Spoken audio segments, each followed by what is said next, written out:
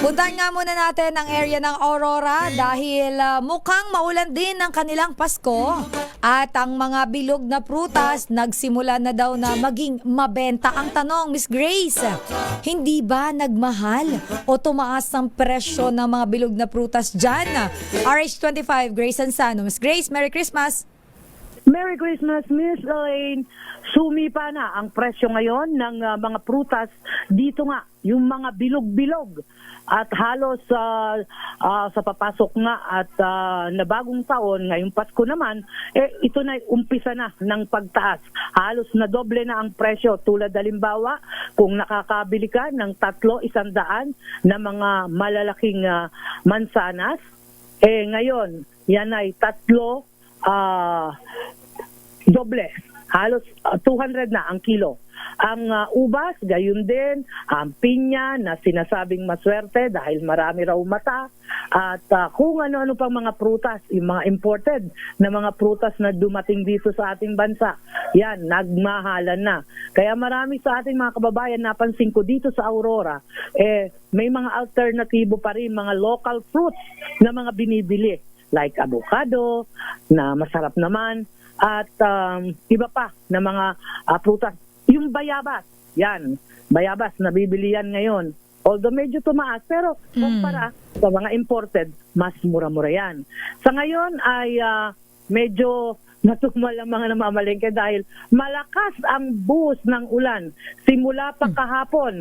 Kaya naman yung mga mamamasko ngayong araw ng Pasko na ating mga kabataan, matumal ngayon. Walang Ibig sabihin, Miss Grace, wala pang pumupunta sa'yo? Wala pa kasi napakalakas nga ng buhos ng ulan. Maulan talaga. Padala ako ng video dyan Ito, nakikita namin, Miss Grace. Mukhang may mga, oo nga, no? Talagang tatama rin lumabas ang inaanak mo. Oo, may mga tubig-tubig na yung kalsada. Kaya medyo yung nanay, sa halip na makapamasko, magdala pa sa doktor, sa kanilang mga anak. Ubo at sipon ang kababagsakan yan. Totoo. Ay malamig pa naman na ang panahon dito sa Aurora, kaya medyo ingat talaga. Alam mo, kahapon, although talagang bumubuhos ang ulan, walang mga paputok, walang yung mga labentador, o ano pa man. Bawal kasi yun, Miss Grace Na, at dagdag pa yung maulan. Hindi naman yung, di ba, pagka maulan, napakadelikado, hindi puputok. Pag uminit naman, na nandyan yan maiwan nakakalat na hindi pumutok, na kumalat, nakakalat sa kalsada at uminit na at matuyo, yan ang mga delikado. Pag napulot ng mga bata, akala nila, nabasa at nandyan na, natapon na, hindi na puputok. So, napakadelikado niyan. Kaya paalala sa ating mga katatandaan, huwag hayaan na mga bata, nandyan at namumulot ng mga hindi pumutok na mga pampailaw o anumang ginagamit ng ating mga kababayan.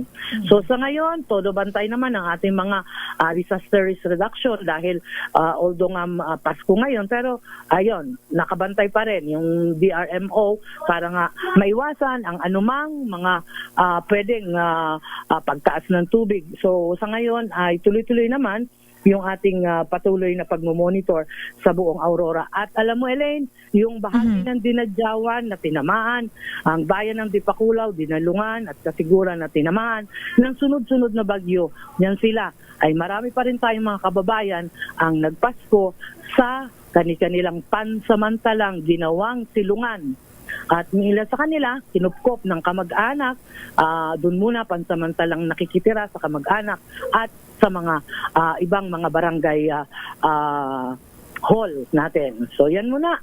Elaine, batiin ko muna yung aking dalawang pamangkin na nag-birthday kahapon, si Joshua Michael, and of course, today naman, si Jesus Emmanuel Perha. Today. So, happy birthday. Thank you, Miss Grace. Yan muna, Elaine, yung ating update. Ito, si RH25, Grace Vera Sansano. Una sa Pilipinas, una sa Pilipino. Dami.